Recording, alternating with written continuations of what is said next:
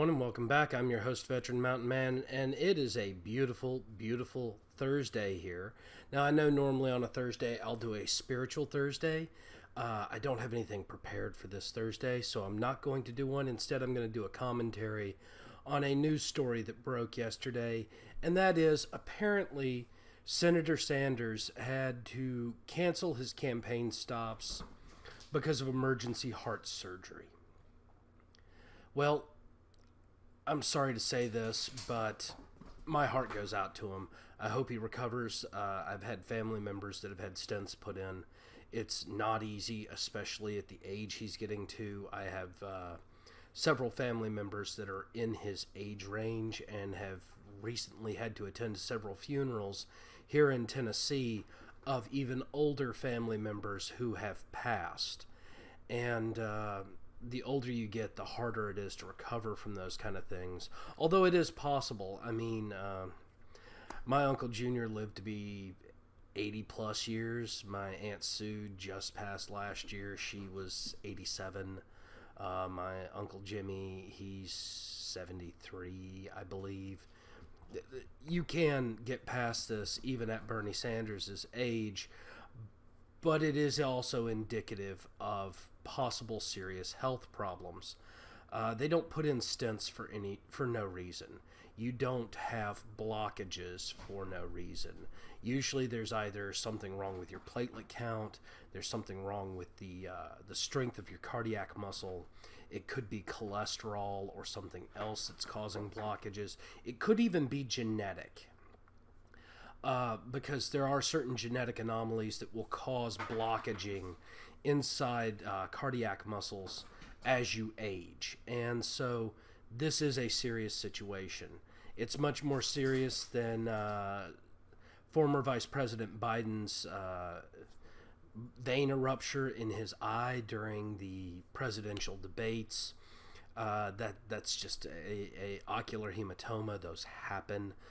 They are not common, so to speak, but they're not necessarily indicative of anything serious, although they could also indicate the formation of cataracts or glaucoma, simply because those are several issues that on occasion you will receive ocular hematomas as a initial symptom, but those are not necessarily something that would incapacitate his ability to be president, so to speak. However, having a heart attack on stage or during a public address or in the middle of, a high-stress scenario in the war room, so to speak, that is something that can impact your ability to do the job.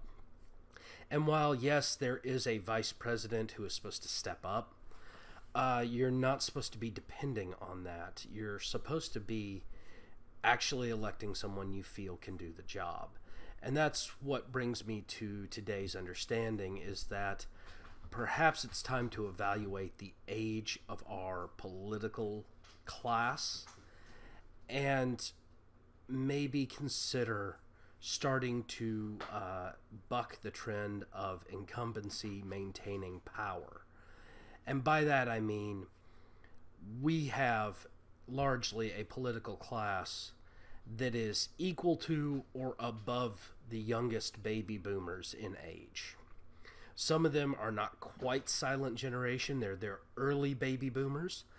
Some of them are slightly later baby boomers. But when you start looking at the House and at the Senate, a large majority are over the age of 65 or over the age of 60. And in that age range, you start having severe health problems. And one of the things that the founders realized when they created this country was that with age comes wisdom, and that is true. But also, the older you become, the more frail you become. Something you have to look at is the average age at the time frame when the founders wrote the founding compacts. A lot of people didn't live past 60. A lot of people barely made it to 50.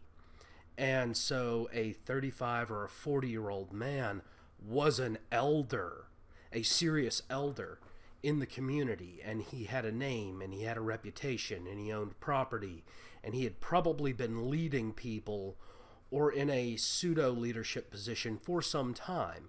either in his church or in a non-church related community-based organization or something of that nature, served in war zones, that kind of thing.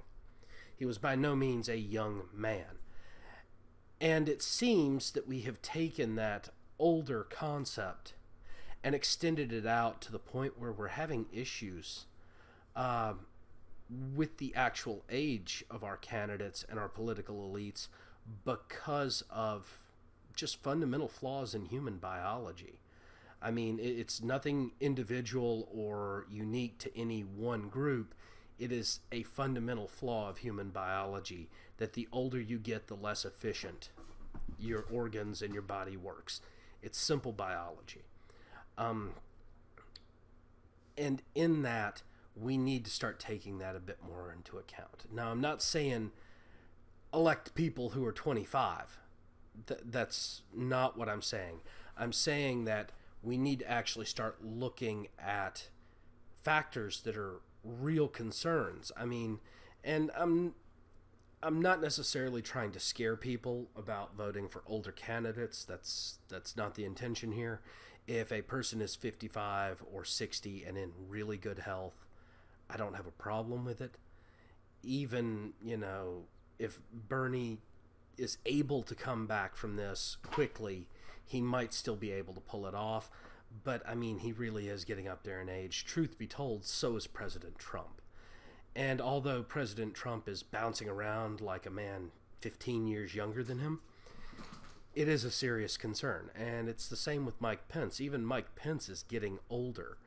And by the time the election comes up for 2020, Mike Pence is going to be in his mid-60s. I mean, that's about the age when people really start showing their age. I mean, really start showing their age.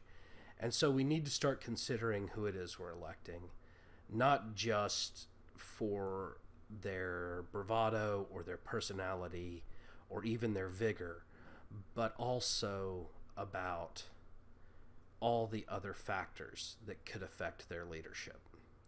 Because realistically, we can't just rely on a form of secession or a formal document or law or statute that says, well, if this representative kicks the bucket, here's who's next and who's next and who's next.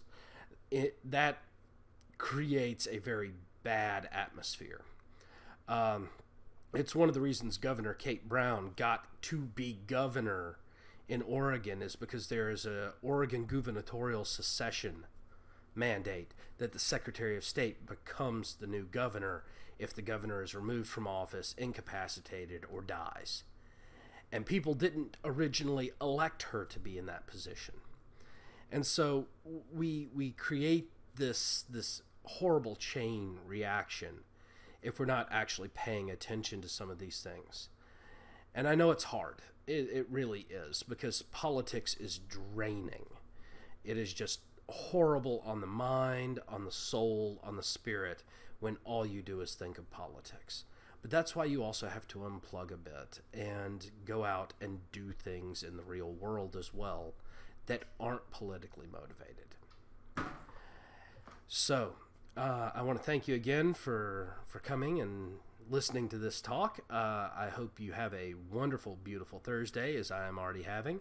Don't forget to like and subscribe, or thumbs up and subscribe on BitChute. Also, don't forget to check me out at Gab, Twitter, Minds.com, and my other social media sites. And as always, have yourself a great day.